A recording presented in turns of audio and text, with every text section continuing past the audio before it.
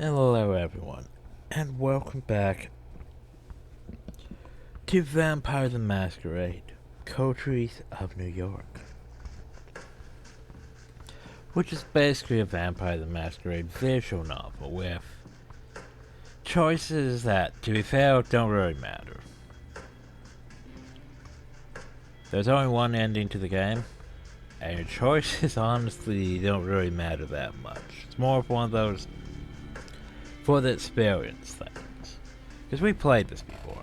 We played Shadows of New York. Shadows of New York at least has two endings. One of which that we got, which was apparently supposedly the quote-unquote bad ending, which is actually the quote-unquote good ending. Because the way the World of Darkness works is everyone's technically bad in various shades of gray.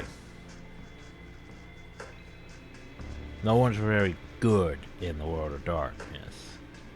Supposedly that's how proper World of Darkness storytelling goes. But yeah.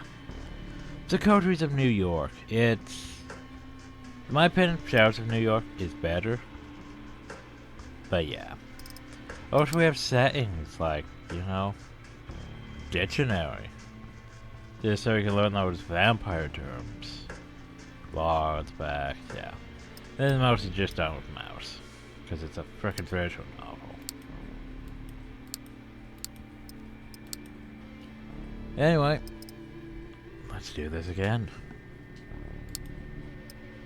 Oh, I don't even have my save. Because yeah, visual novel is only 3 save slots. I know, right? So here's the thing. I'm pretty sure last time we did this as Venture. Because it's the only one I could tolerate. Practically. Because, let's face it, Toradors, I never really liked Toradors. They were 6/3 of art of romance and cruelty amidst stagnant undeath. A tormented artist would join the ranks tonight. Yeah, no, can't do that. I think we did Venture last time because the aristocratic blue bloods embody wealth, sovereignty and control. Top level corporate executive would join the ranks tonight. Or we have a Bruja, the rebel against power and rage against authority. A seemingly insignificant man with significant ideas would join the ranks tonight. Don't really like any of these. Where's my Gangrel? Where's my Malkavian? Where's my Dremel? But no, we're humor the game and be a Bruja. Or Bruja. Depends how you want to say it. I gotta choose your name. Well, you know what our name has to be. Has to be balls. Has to be. Just cause we keep using it in these things.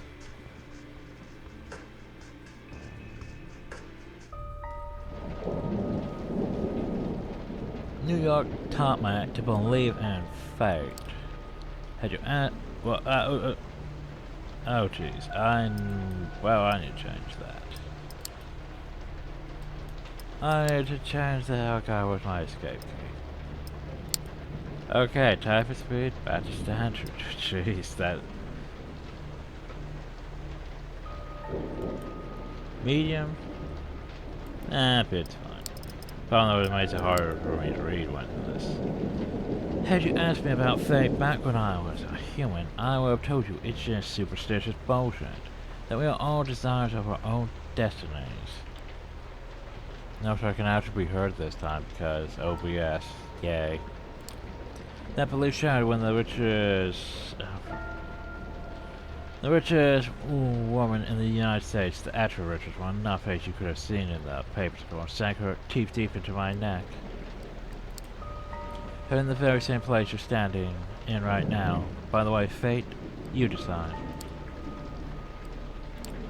Please, there's absolutely no need to be hostile. Just listen a little longer. See, my mistake was...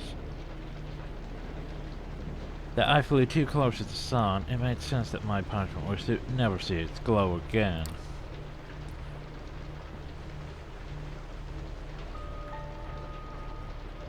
I was incandescent. Myself, I was hot shit. I had it all. Money, looks, confidence. Connections, men, women, a career, and a spark in my eye. The one you need to be born with. And that's when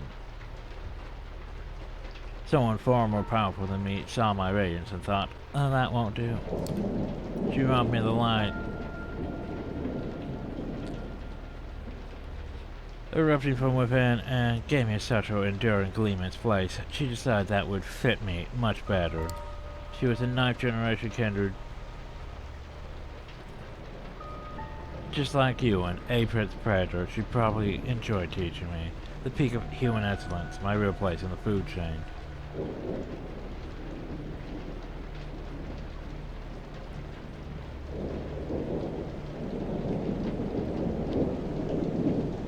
I'm probably doubting that part though. If this is if we're who I think he's talking to, yeah, I'm doubting that part though. My real place in the food chain. Such an eyesore when you look at. Okay, can I make this bigger? Seriously. Such an eyesore when you look at some loudmouth pranksters and see them for all they really are. The temptation to teach them a lesson can be unbearable, right?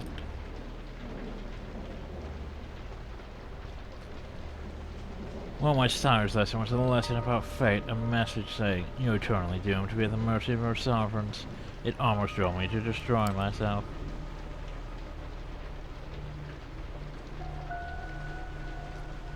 What saved me was the ability to reinterpret her teachings. Hers was a message of doom, a message of hope. Fate exists, and one can shape it if given the right tools. My sire didn't believe my tools were fitting for the job. She considered them toys, and me just her amusing subject. Well, she's deader than dead now, and I'm still here, standing right where she stood when we first met. You might have wondered how I've learned about your arrival to the JFK airport. My answer is, of course, destiny. As luck would have it today. Today happened to be a day some of my sergeants were inspecting the coffins. Driving you. I really need to not try to read until it's actually loaded. Driving you here straight from the plane and having you wake up in such an unfamiliar place was a little desperate, and I do apologize for it.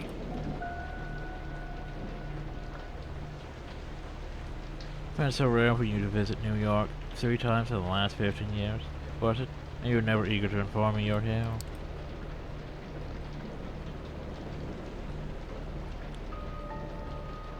I understand you still have that meeting on 53rd Street later tonight, so I'll provide comfortable transport. I value our relationship very much, don't get me wrong.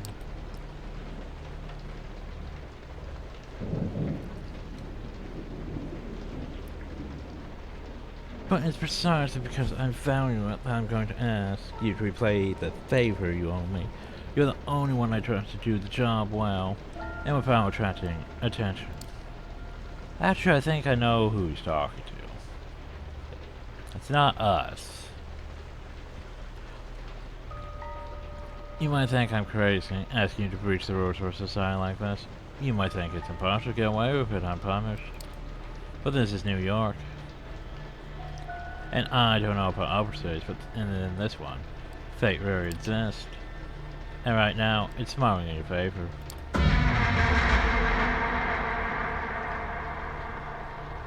And this is how it begins. The music is pounding. The music is pounding. And your pulse to keep your pace. This is one of those nights that makes you feel alive. And they'll start with you feeling dead.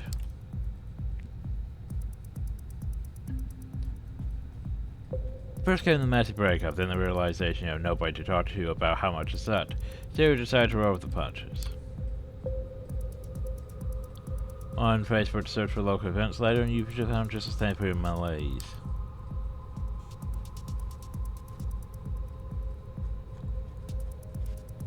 Short subway ride, and you find yourself at the club just outside Dumbo. Not a fancy one, mind you, more like a slightly refurbished warehouse, but hey, at least the drinks are cheap.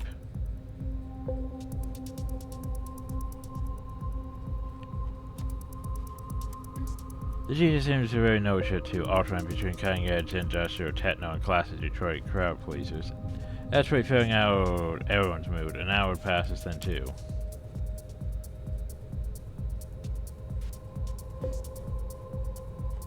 Usually you feel awkward come to a place like this alone, but tonight you find something soothing and join the crowd, blending in even as you allow the beat to take over. Sweat yours, old people, soaks through your shorter pants in a matter of minutes. Oh my.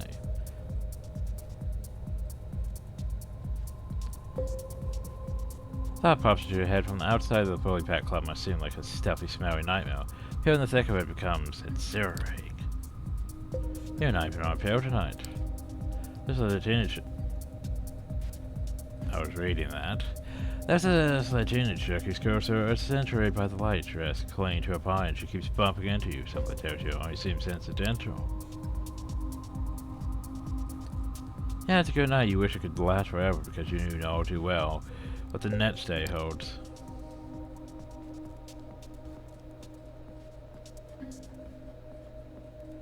Waking up, getting dressed for work, the commute, the 9-to-5 grind that will make you just enough money to pay the rent to keep living in your overpriced shithole of an apartment.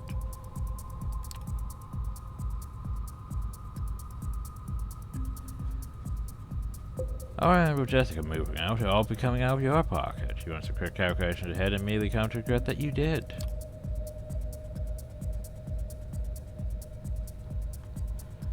Man, never mind, you fought the Latina kid. She is now next to another guy, hitting it off. Your chance of not going to bed alone gone just like that. Fuck.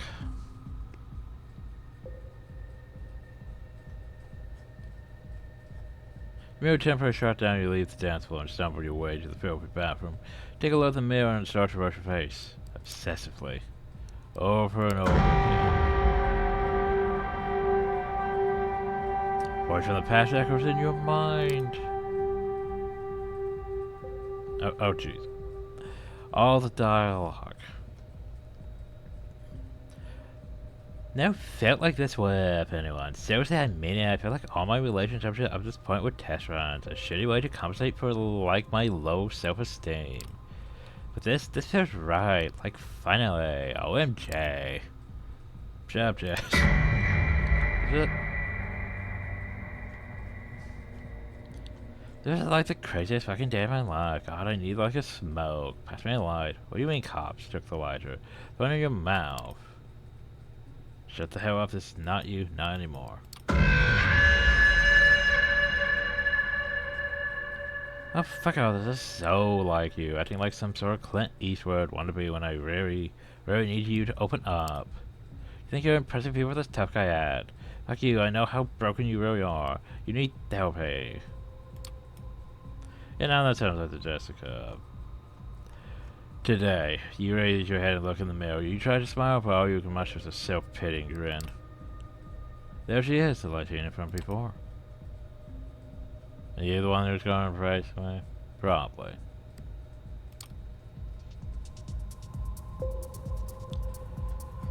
She says you look like you need a drink. You hesitate for a second or two and then below are surprisingly enthusiastic. Yeah. Dr. Talkers quickly becomes evident that she's in politics and you are eager to please. Might be a corporate room where you spend a lot of evenings reading theory, actual theory, not bastardized Twitter cliff notes and organizing all manner of content online. Status quo sucks, but there must be something better. She agrees. Seems to subscribe to the same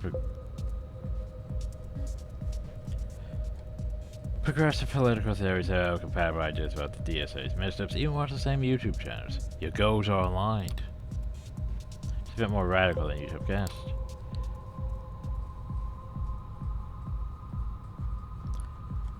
This girl sounds, you attend a field rally, you've been to a field protest. This girl sounds like she's broken her face as a kid more than a couple of cops in the nuts over the course of her activist career.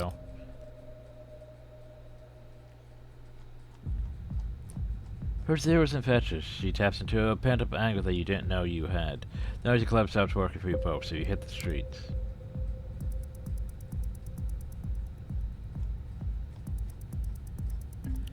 Just as you're leaving, the DJ starts playing all the things she said by Tattoo. Of course, you chuckle to yourself, trying not to slip into a bad headspace. She chuckles along with you.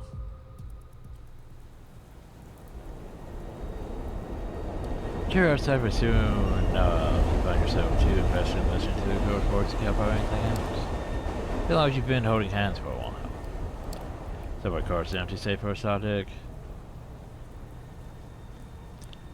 Middle-aged couple and a drunk staring intently at his own feet. Plenty of room to stretch out, and yet she sits right next to you.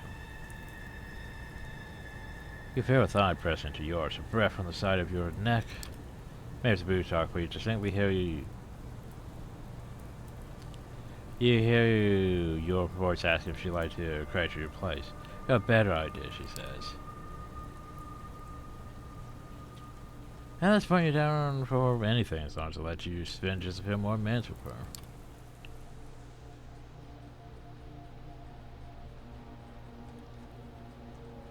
She takes you to a sleaze motel in the Bronx, straight through towards the balding, tired-looking guy at the front desk. Hands her key. Still holding her hand, the woman leads you up the stairs.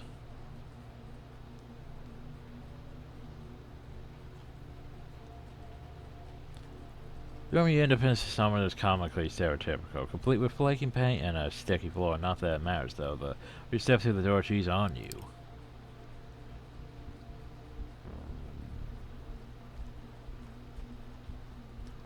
You try to take the leap of it, she's having none of it. Before you know it, you feel the rickety bed pressing at your back. It's floppy, fun, fierce, and not once that she lose initiative. Thought she was wearing a dress. But when your hands reach under her t-shirt, strange, it didn't look like she was cold outside, but now her skin feels eerily cool. To extend your confusion, she slaps your hands off of her. She kisses your neck, you are overwhelmed by the sensation. Darkness. There's a liquid fire and smoke on your tongue.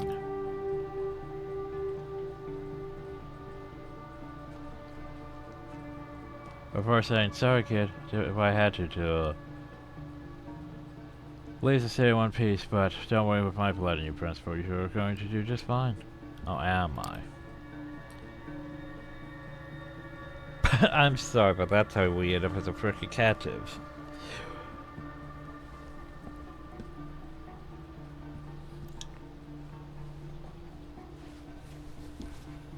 She slams the motel room door behind her as she leaves.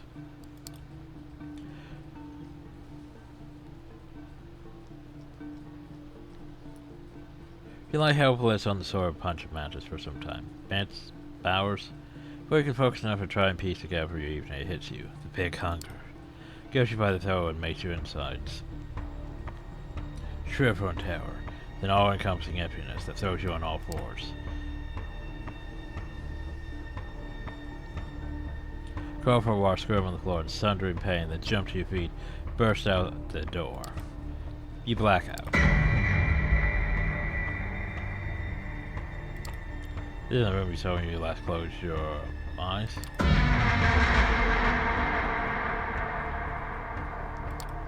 Then occurs to you a small naked buff dude holding a short level whip. Okay, wow, that's a thing. Wow, a goofy motherfucker. Throws a punch. Here's out several slurs. He hits you in the jaw. You black out again. Good job, us. Guy isn't moving anymore. There's blood on his neck. There's blood on his arms.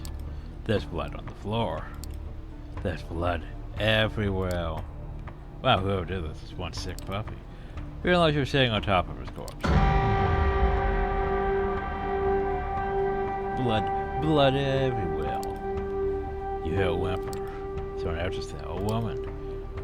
Her arms are tied to the bed frame, an eye mask over her face, red marks on her back. This time you see it happen.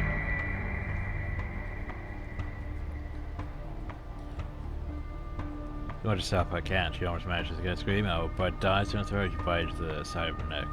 You drink blood. You're drinking blood. You swear you feel her life force escaping her body, entering yours. It's only terrible you tear away from her. But she's breathing. There's barely a mark on her neck. The guy on the floor, though.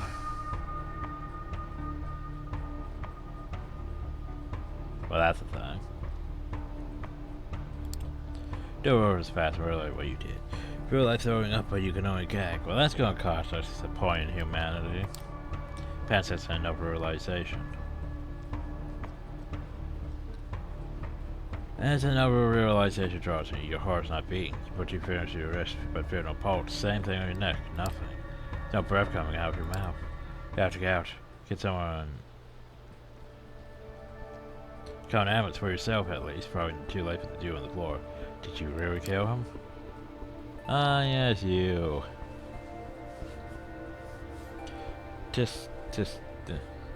What a mess. Look out the door. The door to the room is ajar. A tall, handsome, broad-shouldered man fills the entire frame. He brushes an imaginary speck of dirt off his perfectly tailored suit. Decisions!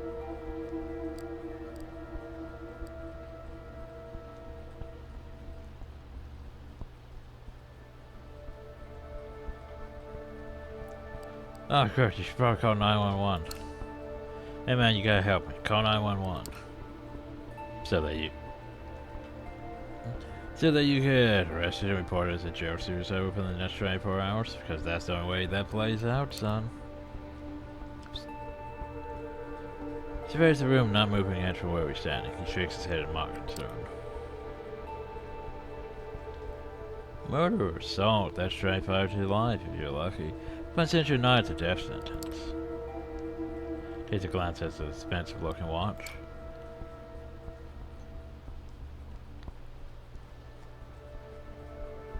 Lucky for you, it's been a slow night, otherwise it might not have gotten there in time.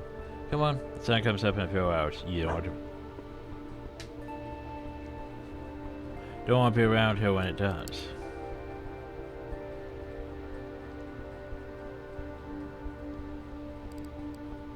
Now I need a doctor.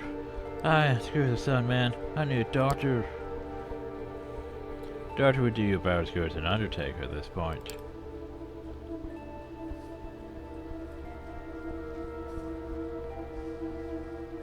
Then approaches you and starts talking. His tone remains unnaturally calm. Oddly enough, you find it both soothing and slightly unnerving.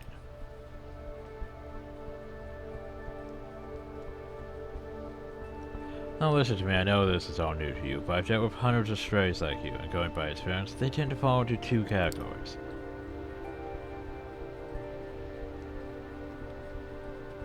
First, there are the smart ones who carefully obey my every word and don't try to pull off anything stupid. I always get them where they need to be, safe and sound. And then there are the dumb ones.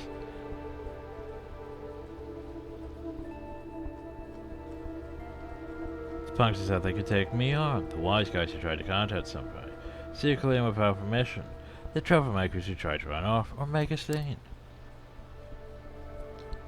None of them got to their destination in one piece. In fact, most of them never reached their destination at all. His voice becomes slightly bored and monotone. You can tell he's given the speech before likely dozens of times.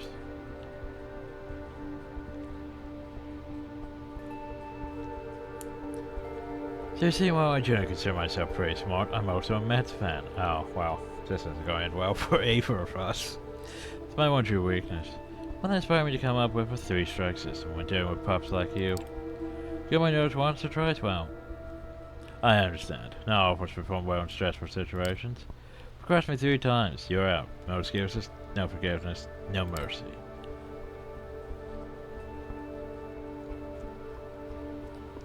He's talking, he slowly approaches you, adding a bit of theatrical swagger to his walk. Eventually leans in, deliberately invading your personal space. Realize it's a test. He's daring you to do something about it. 3 strikes, and you're out.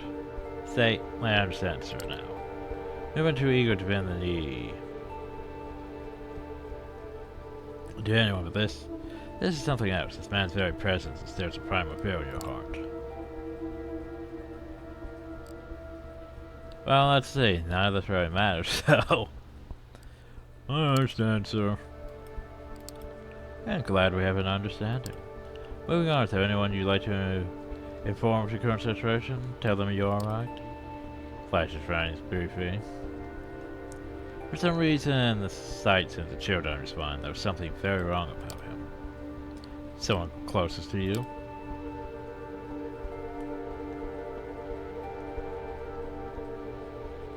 Yeah, you could tell my ex-girlfriend that I'm a vampire now. Jessica, my ex-girlfriend. She kinda hates my guts, but yeah, I suppose it would be her. Trying to give you a part of the look and decides to prod for her. The closest person in your life hates your guts. This time something resembling a look of pity. He turns aside to the corpse on the floor. When it rains, it pours, I suppose. Well, if you like to ruin her day and let her know you're alright, give me the phone number. I'll have someone take out it discreetly, of course. Hand him your smartphone so you can copy the number from your list of contacts. Thank you, this will be useful in illustrating my next point. They will give me back your phone the man hides in his pocket.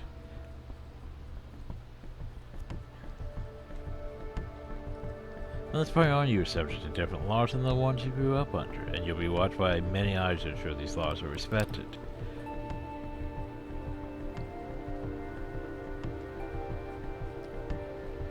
You're forbidden from letting anyone know you're still alive. You're forbidden from showing your face anywhere they know you. If anyone comes looking for you, it's over for both you and them. See, now here's the thing. With this dialogue, it made you wonder how did this work in Shadows of New York with Dakota and all that? Like, how did that work?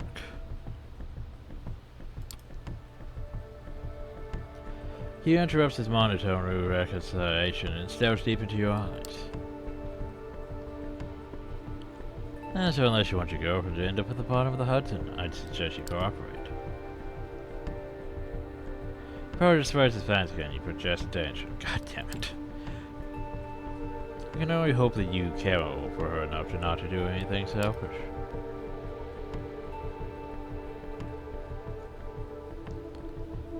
His words are meant to imply otherwise, but by now it's obvious he hates your guts as much as you hate his.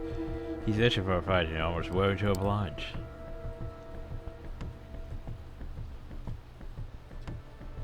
Alright, I think that's enough lecturing for today. We're on a bit of a schedule here. Now I don't need to hurt you, but I can do so in the blink of an eye.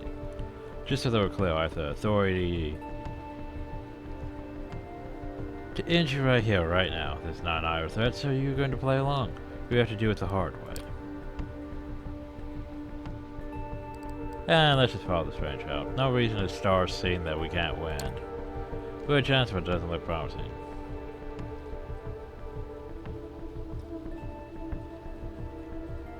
Guy's fit, determined, and looks like he means business. You know, and are confused, exhausted, on the verge of a panic attack. Yeah, fine, I'll go with you. Or just disappointed. A wise decision. Follow me, please, and close the door behind you. You want to find a look at the woman who's just coming to. Bar on the ground, this is fun. Absolutely fun. Pull the hand and close the door. Now leads you downstairs. Considering the bald guy at the desk. But he's too busy watching some 90s action flick on a small, ancient-looking TV. Show you oblivious to your presence. You head to the jet to Jean-Claude Van Damme, say, I just want to go home. Just walking by. You would be kidnapped or stopped by the door and address you before opening it.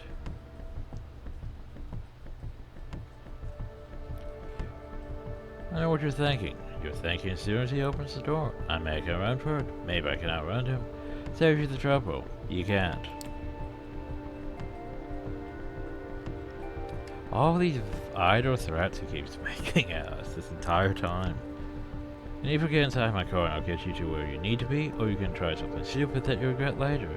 Do I make myself clear?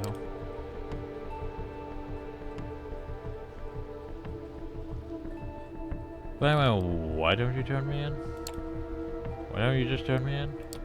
Because no one would benefit from that. And besides, I have my orders. The door gestures to a black Cadillac Escalade, flat, parked right outside the building. After you. Go inside the car. Stranger's instructions, you make your way to the car and get in the backseat. The door locks behind you.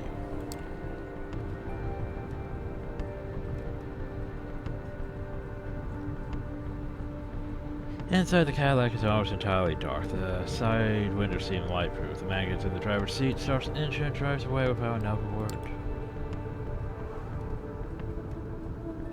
So who are you? Who the hell are you anyway? I'm the ferryman here to take you to the other side. Wait his nice words carefully. You have to forgive me, I'm not in the mood. To wax poetic about the state you're in or in my role in tonight's evenings. Just remember, if you want to survive the next 24 hours, you will have to play along. This is a nightmare. Stranger smirks. Understand that this is for your own good. Times being what they are, you should consider yourself lucky. Driving silence for a power train more minutes. The darker covers up with you, the streetlight fades into a blur. Eventually the car stops and the door opens. You emerge from your dreamlike state and find yourself in some kind of underground parking garage. You two are the only ones in. Man points to a nearby door.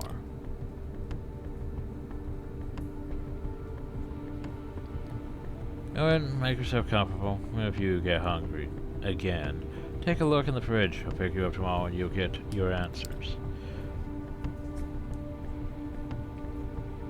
Behind the door is a small room, no windows, just a simple bed and a single light bulb hanging from the ceiling. Small fridge humming away in the corner. Come over a rattling AC fan in the wall. I guess I have to trust you. Guess I got no choice but to trust you. Yeah, tricky list long to figure out. Remember when I said you were lucky? I meant, see, my job is to get rid of problems, but I'm not always this polite about it. This time I was specifically told you, mind my manners. It's been what I tell you considering how this night could have turned out. Being stuck in here for a night is a very good deal. Now get in or I'll throw you out. Yeah, sure. You step inside, the stranger nods. Good night.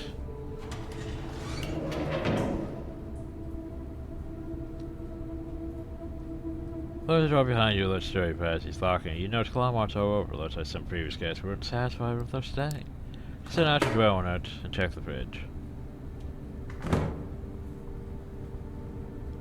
There's a single plastic bag though, filled with red liquid. No label. Tomato soup? Somehow I doubt it's tomato soup in a bag.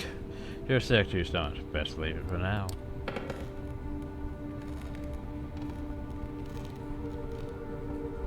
You lie down on the bed. It's a simple mattress on a metal frame. You can't but think it looks exactly like the one back at the hotel with the bound woman. Alright, you killed a man tonight, or did you? I mean, none of this is real. Maybe it's all an elaborate prank.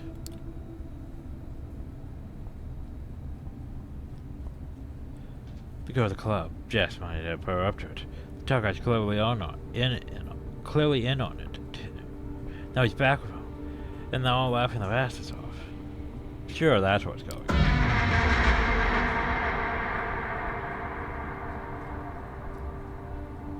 You don't know what to think anymore, your mind races, but you're too tired to keep it going. Finally, you tense up one last time before drifting away into oblivion. You wake up.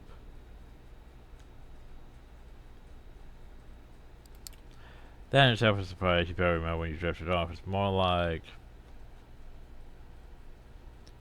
It didn't feel a lot quite like, say, more like plummeting into an endless void. You imagine that's how death feels like.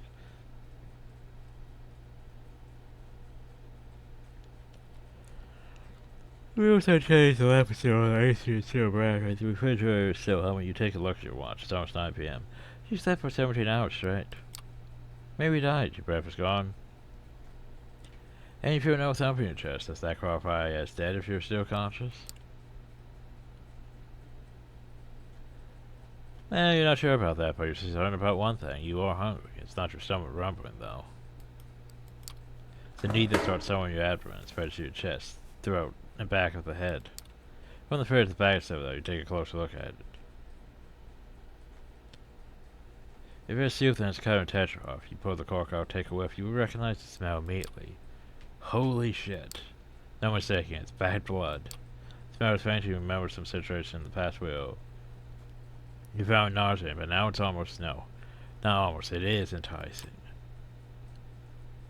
Well, you know we have to drink the blood. There's wrong, but right now there's barely anything in your life that doesn't. However, you pour a bit of the liquid into your mouth as it disappears from the side of the screen. Taste flavor reminds you of cheap supermarket juice. Just enough flavor to register as what it claims to be on the box, but nothing like the real thing. Not like what you had the last time. Well, somehow you don't feel sick and whoa, messed up way you can't help but think it feels nourishing. Hey, a few more sips and then just another one. Suck on the back a little more. Then you find that you've emptied entirely. Oh, you look into them for pressed into the side of the bag, 450 milliliters of it. Even with its blandness, you still feel like having more. You realize you are by launch with the intoxicating high you felt when image of the course crossed your mind, causing you to wince. What have you become?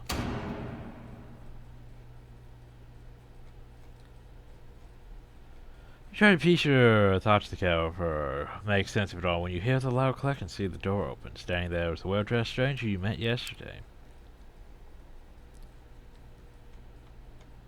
Immaculate suit again, that predatory look like a hawk on a hunt. Somehow more relaxed tonight, so like a tamed hawk, maybe.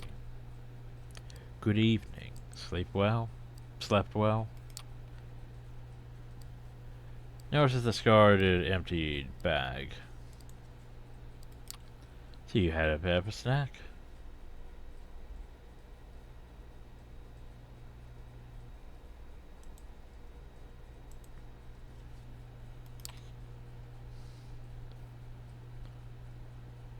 Yeah, got any more?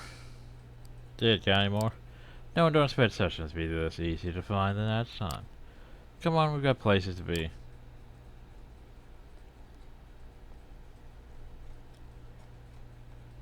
The car's humming in the empty parking lot just outside the door of the cramped room you have spent the day in. The man motioned to it politely, but with a stern look on his face.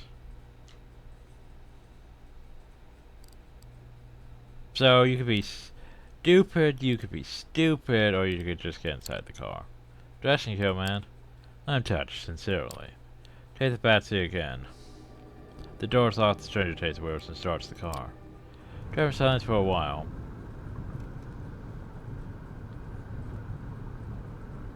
From time to time you keep trying to catch glimpses of familiar streets or landmarks through the blackened windows, but it's of little use. The car's not soundproof, so all you can hear is bit of traffic coming in the car's engine. The driver doesn't say anything and seems focused on the road.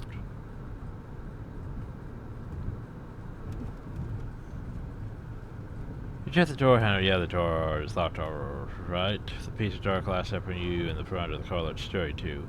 There's nothing left to do but wait.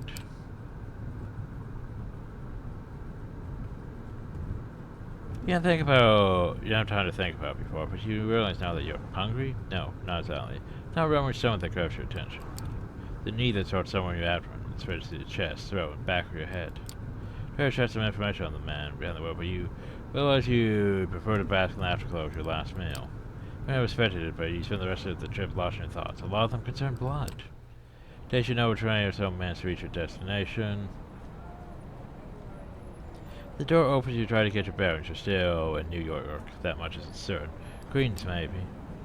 After me, no sudden movements, please. Such a nice looking view in the house is a two-story cabin called the Art Hole. Two large men in suits flank the door on both sides, and they give you your companion a nod as you approach. Surrounded by the stranger guiding you, you walk inside. The gallery is full, which is unusual at this hour, to say the least. With 2 dozen faces fill the showroom, and a number of waiters navigate the gallery and serving drinks. All of them are beneath the guest's attention. Fish are well dressed for the most part, but it's unclear what they have gathered here for. Nobody seems to be particularly interested in the art pieces on the walls. The atmosphere is polite. unnaturally so.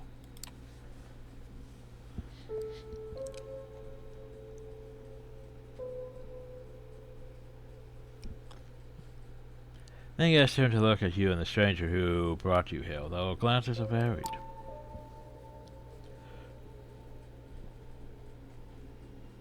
You see the open content on your face, and then animated interest on others. Most of the eyes in the room calmly observe you as if wishing to appraise your worth. Last time you felt like this was at your previous job interview.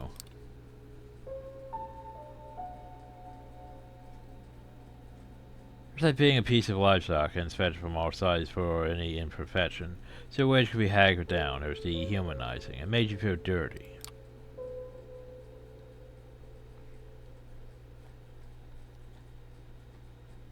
When they called you the next day to offer you the job, you declined. Even when you're nobody, you became even less if you trade away your dignity for a paycheck. It might make you feel warmer inside even now, although the state of your bank account never did.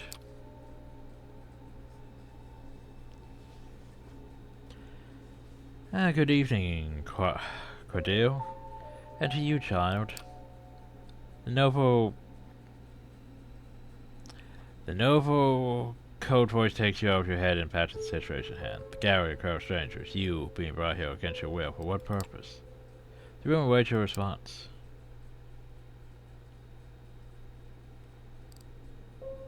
Good evening, miss.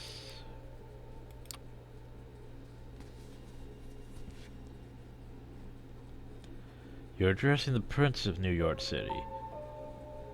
Helene Panhard, child of Michela? Thank you, my chef, but I'm capable of introducing myself.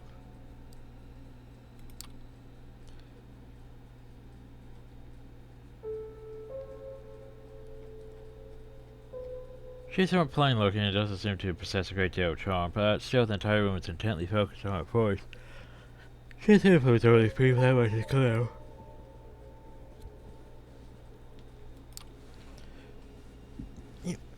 Jeez, all the reading. You may address me as Prince, child. I realize that your introduction to unlife was abrupt, and I understand your sire left shortly after.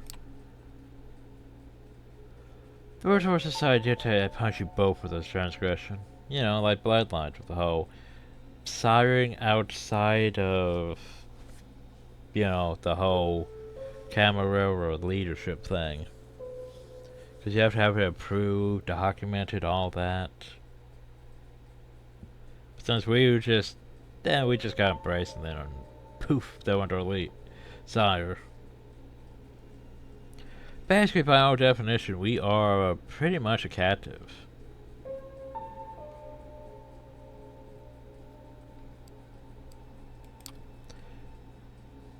Murmur of agreement, maybe, can be heard from the captive audience. Find where to listen to our loyal sheriff has to say about the circumstances of your embrace first. I'm just going to remain silent. Best to stay silent, listen to the whole situation forward. Feels like you're out of your depth. Yeah, no shit. Shall we begin? We're about to be judged by the court of New York City. Cordero, please tell us how you found this fledgling and what happened on your way here. Court, Prince? Is this some kind of secret society make-believe?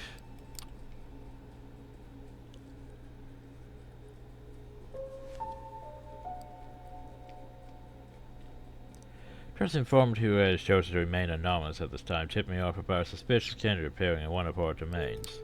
Upon investigating, I found them gone, but this fledgling remained in the place.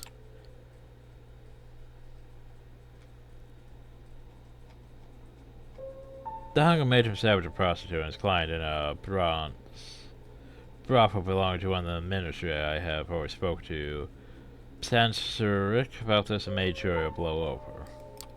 Regarding the fledgling himself, surprisingly enough, he offered little resistance last night and cooperated on our way to the safe house. I was pleased to not have to force his compliance. We had a quick chat about wishing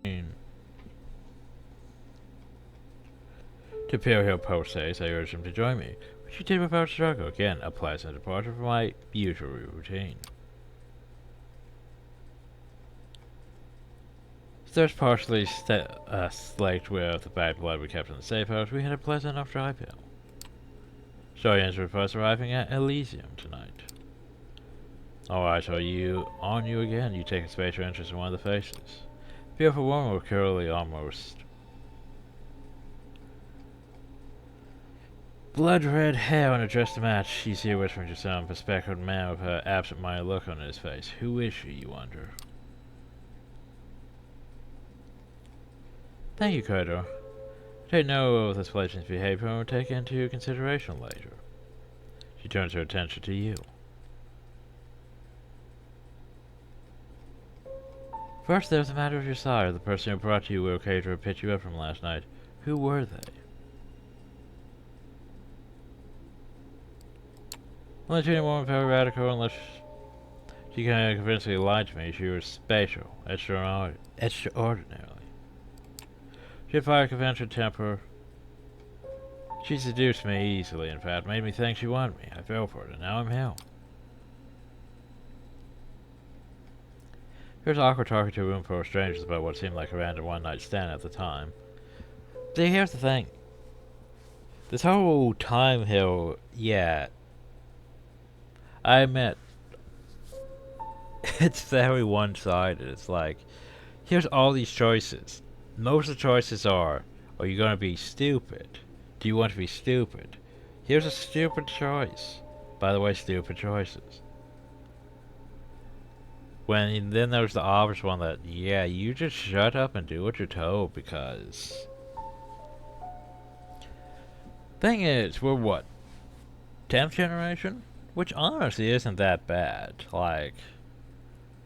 From those, I don't know what generations were Thang and Bloodlines.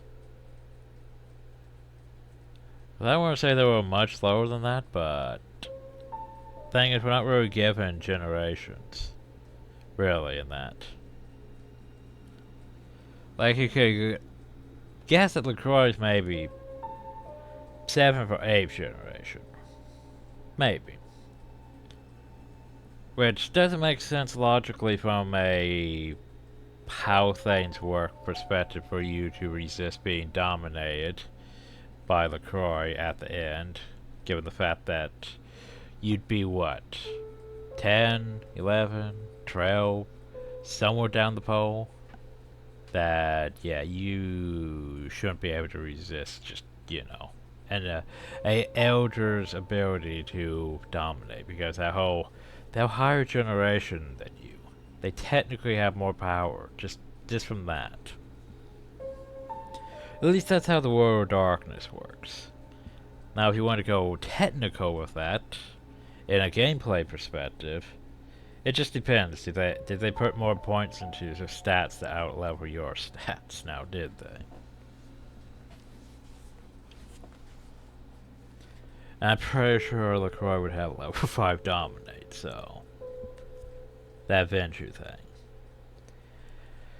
Anyway, Ferris Aqua talked to him strangers about what seemed like a random one-night stand at the time. Not to mention that even though the Latina made an impression on you, for sure her face is already fading from your mind. You realize she never even told you her name. Well, Crater, does that sound familiar? No, it does not, or at least not familiar enough. I will continue the search after we're done here.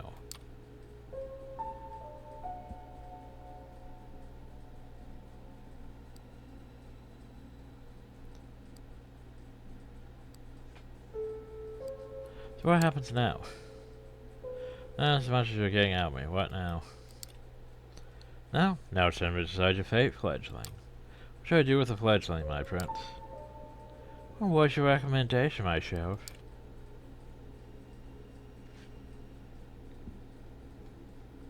Ah, yes. Traditions are clear. Thou shalt only sign an oath with the permission of thine elder. If thou art courageous enough without thine elder's leave, both thou and thy progeny shall be slain. I am ready to fulfill my duty. I'll stay your hand for just a moment longer, Crater. I wish to consult my counsel on this. Make sure everyone's in agreement. Where's Nines to pop up and say, this is bullshit? Of course. Seems strangely relieved. Oh yeah, you were just about ready to execute us after all the nice chats and everything. Prince leaves the main showroom and a handful of people fall around. Probably the Primogen and all that. Protest! It's quite a word. All that talk of traditions counters was when the red-haired woman approaches the two of you. Ah yes, Sophie. Chef was wondering if I could have a word with the fledgling. What for? So it's a fortunate response. Come now, Quaid, we all know what the further is going to be. Let me speak to them, you might not have to stain your hands tonight after all.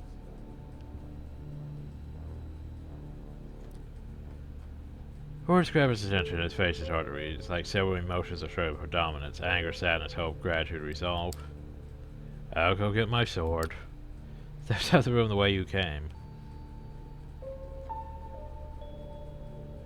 You left in the showroom with a woman in the red dress. She takes you aside, and the eyes of the remaining guests follow you. Well then, fledgling, you were in quite the pickle. So what do you mean? I still don't understand what my crime is, Hill. Ah, poor thing. This fairy isn't your fault, but if you want to get out of here in one piece, you need to understand one crucial fact that seems to have eluded your grasp. Last night you became a vampire. And no one's told us that we became a vampire yet. Well, we got about as much info as the thin bloods and bloodlines. Just, you got Bryce and you're left to fate.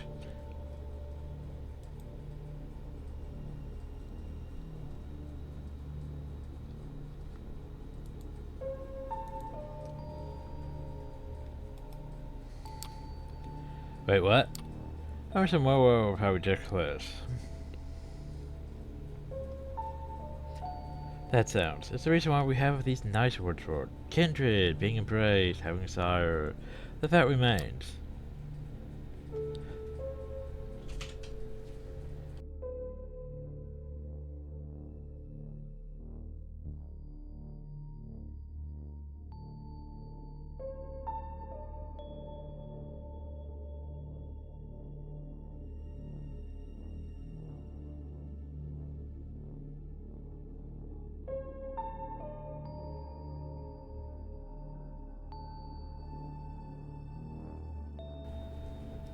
Let's see, where was I? The beans got vampires, you're looking at them. They're us.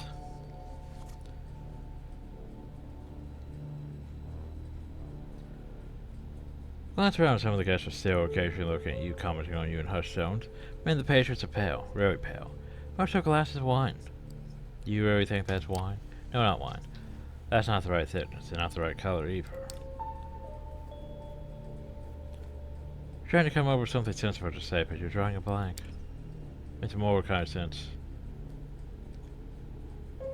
Drank blood last night, there's no denying your breathing has not returned, your heart remains still. A vampire. Bleak. Two voices in her head start battering for supremacy. One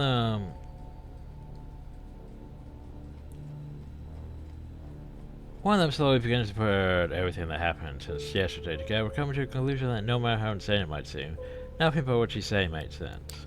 Though of course she just keeps saying what the fuck on repeat.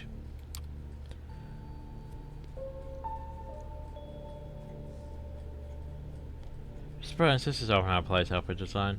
Very deliberately keeping you in the dark and all. If you do nothing, you'll be cut down. It's sure as day follows night. Where's my Jack tutorial, you know? Where Jack tells us how we are, what we need to do, the masquerade, the Sabbat, the camera, all that. You know, about humanity, the beast, the masquerade, all that. Where's Jack to tell me all that? I'm here to offer you a chance of way out under one condition.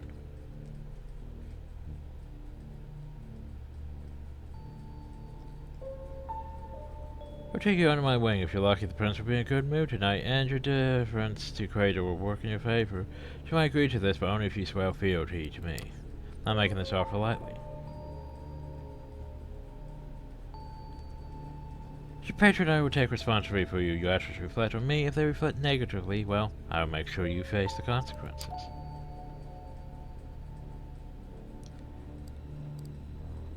So what happens if I agree? What happens then? You survive, hopefully, or not. And depending on the prince's whim, I give you a chance, not a guarantee. But you take me as your patron, I will be a guide in this new reality, and you would assist me like a child would a sire.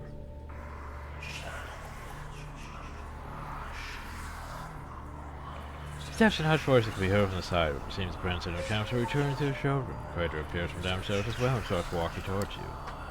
You have the verdict. Ask to be spared. I will intervene. Remember my condition. She flashes a heart-melting smile towards Crater, who does not smile back.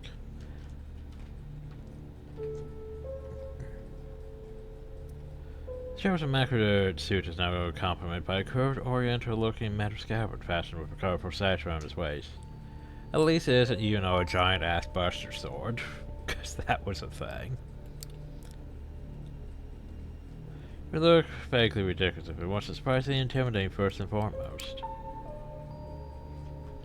Her takes its place next to you and observes as the prince takes center stage again. Laura Kinder of the New York City camera are gathered here tonight. Made my decision regarding this fledgling. She briefly addresses you.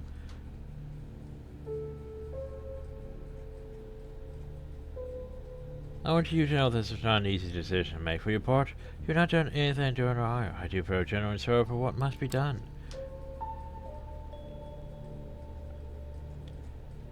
We are keenly aware that these nights we need to close our ranks and trust the wisdom of elders and their traditions more than ever before.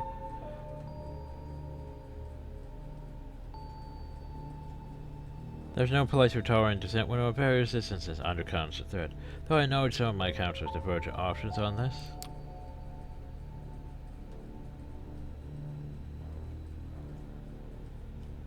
She takes a little specifically one of the people who left the room before her for plainly dressed, shy-looking man whose skin has a somewhat healthier tone. He bows his head in deference.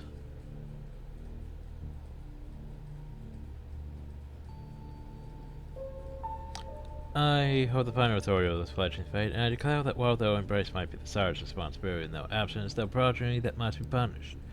Because, you know, that's how... Totally fair system, right? The sentence is final to have to be resolved presently. Crater.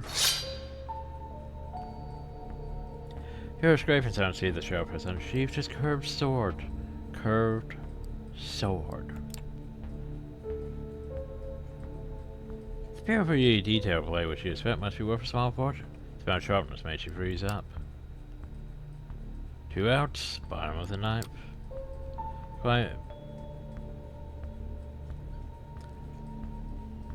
Quite mumbles audible to no reply but you. As his eyes meet yours, you note just a hint of sadness in his countenance, one that clearly managed to give way to grim determination. And he's out to bat. You're not getting no chance to speak up.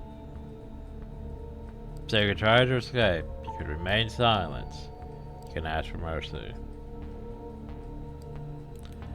Well, please tell me I can save. Oh shit, right, I can't save. I can save and exit. That's about it. Yeah, right. We can't just do the whole visual novel thing of we're just going to save here and roll the choices. Nope. We just get one. Which, to be fair, for a visual novel, not the best design, I will admit. Because visual novels are all about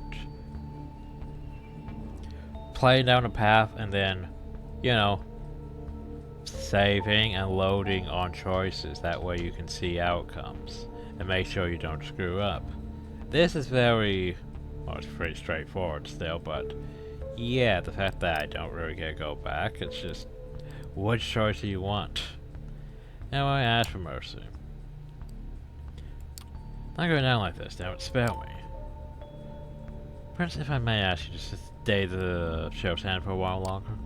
Looks at the prince awaiting a response. The sword is still hanging above you, threatening to fall on a moment's notice. Is there something you'd like to say, Miss Langley? Yes, if I may. First, the princess is somewhat annoyed at the distraction, but she stays quiet for a while, measuring the mood in the room. Before they suddenly look at you. With aroused interest, some of them dismayed at not seeing the bloodshed. While intrigued by the unexpected twist, the prince nods. Well, let's hear it. So he takes a few steps forward. All eyes are on her now, but Kratos' heavy hand on your shoulder makes it clear you won't take advantage of the distraction. My prince, while the traditions are clear, I believe that the proper contents should be observed in addition to the letter of our laws. This fledgling is a burden, but with proper guidance, they could become an asset to our domain. I understand you volunteered to take this sireless child under your protection. I just happen to think they might hold a potential. That would be unfortunate to waste. I do expect the full cooperation, of course. Which is when you heard again. Current's forces through I should just behead the fucker. Some suppressed exclamations are surprised. Silence? Why aren't you silent then? Let's go you to make a note at this moment. I might be persuaded to bend one tradition this child's favor, but I know we'll have to be enforced even more firmly instead.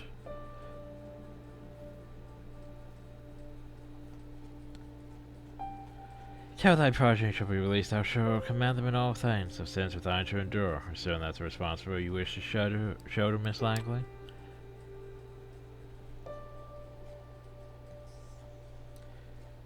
I'm willing to guide this fledgling and add a valuable ally to our set in a time of need, yes, but I would like to receive the right of destruction over them if it pleases you. Just remain silent. Go tensions high if you're to lesser two strangers discussing your death or second death, apparently, and keeping silent. Silence for the best, though. Let Sophie handle this alone and not interject. You have no idea how to handle this on this wide shut crowd. Princess, if you weigh your worth, you know a good mage of the room before she speaks again.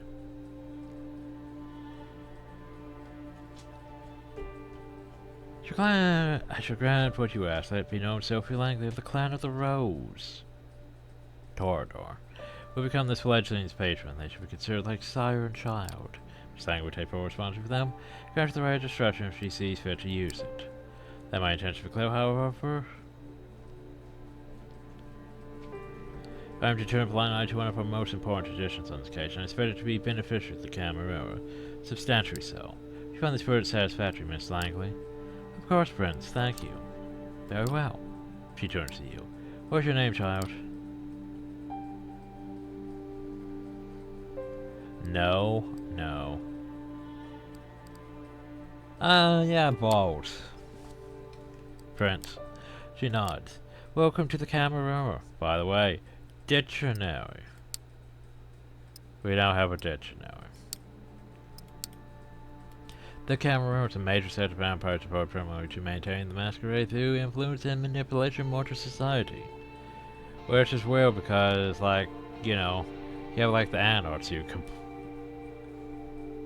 who oppose the Camarilla and their rules, but yet they still obey the masquerade to an extent, so yeah. Cause the thing is, yeah, you gotta maintain that masquerade, but yet then there's the Anarchs that are like, yeah, we don't like the Camarilla, but yeah, we still gonna maintain the masquerade because not maintaining the masquerade is stupid.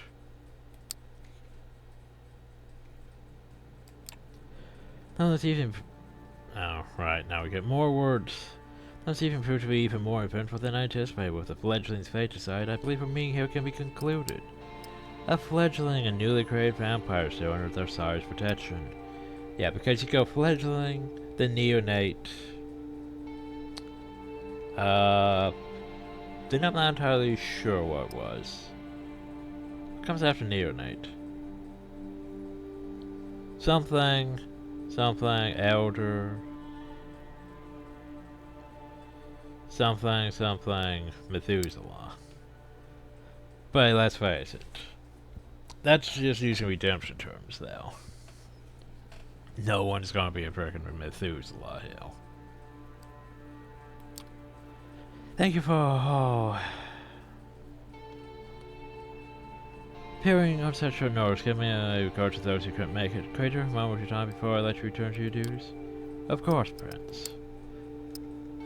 Vampires claim to have given its fancy domains their own generous city and supports that claim against all offers. That term could be referred to kindred of evil sets. So it's not Prince or Princess, it's just Prince. Future cycle answer doesn't leave much space for interpretation. You will be watched, you will be judged, and if need be, you will be punished. The two of them leave the gallery. Well, perhaps I think we both already managed to significantly improve each other's evenings. Let's keep the ball rolling, shall we? I think we should have a toast to a new fruitful partnership. Raise a hand one of the well-dressed connoisseurs. We have now repaired in the showroom to repair the guest glass. The conventionally handsome man approaches for a carafe of red liquid. Pours into two tall glasses. Blood again, that much clear. 2 minds about drinking, but the memory of last night's hunger made you wince. The urge to feed for vampires, the hungry place is all overdrives with its own powerful call. You don't give in to the hunger, you start awakening that beast, you're probably going to end up nomming people. To an extent that you lose humanity. Take a tentative step.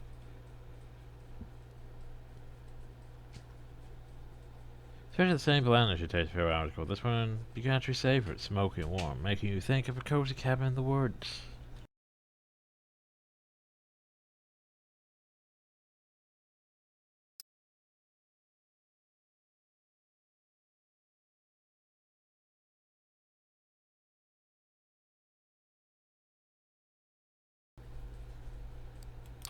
Does strike you as a strange image for your...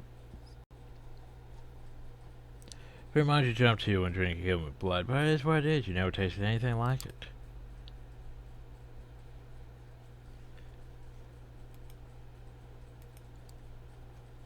Do you like how that New York City caterers have very boogering ideas about what good blood should taste like?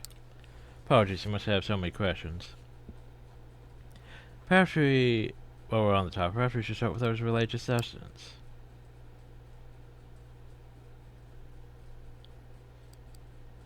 And let's go with the obvious one. What happens if I refuse to drink? Say I don't feel cool about drinking people's blood. What happens if I just stop?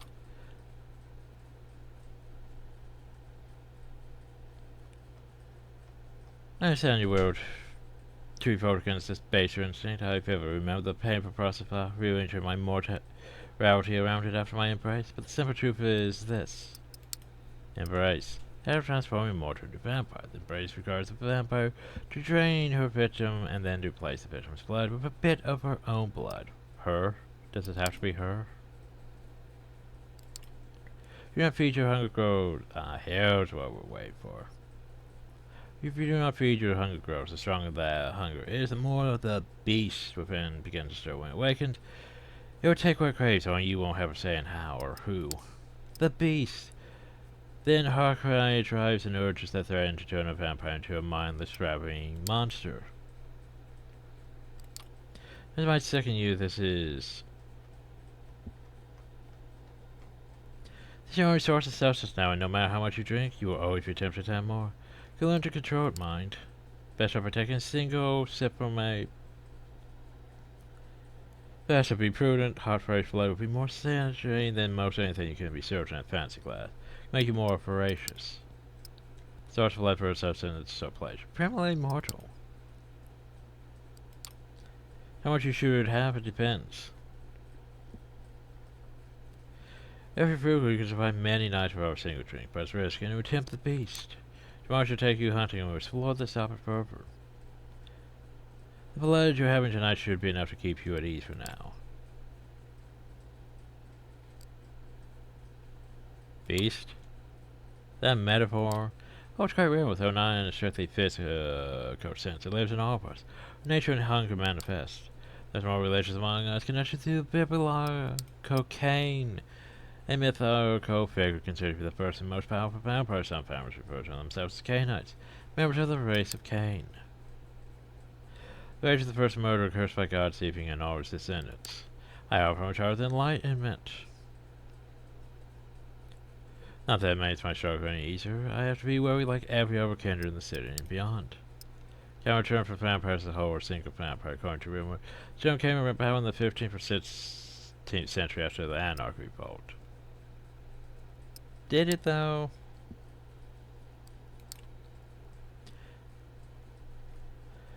Individual can each have a unique relationship to the beast. What yours is going to be remains to be seen. You do need to keep it under control. Each outburst endangers not just you, but also the masquerade. The habit or tradition of hiding the existence of vampires from humanity is designed to protect vampires from destruction at the hands of mankind. The masquerade was adopted after the medieval Inquisition claimed many kindred on lives. Going to return to ask for permission.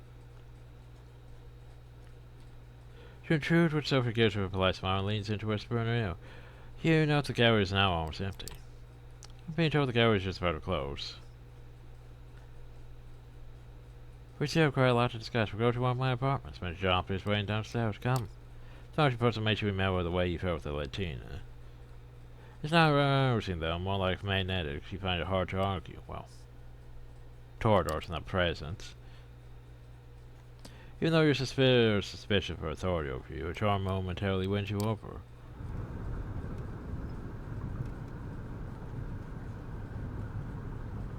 Don't really lead you to a lecherous silver Aurora, so I invite you to sit in the back of the chauffeur brought to a clean-shaven middle-aged guy starts driving immediately. I think that's what I'm gonna call it. I need to rest my voice for a bit, so yeah. Hope you all enjoyed. Thank you all and have a nice day.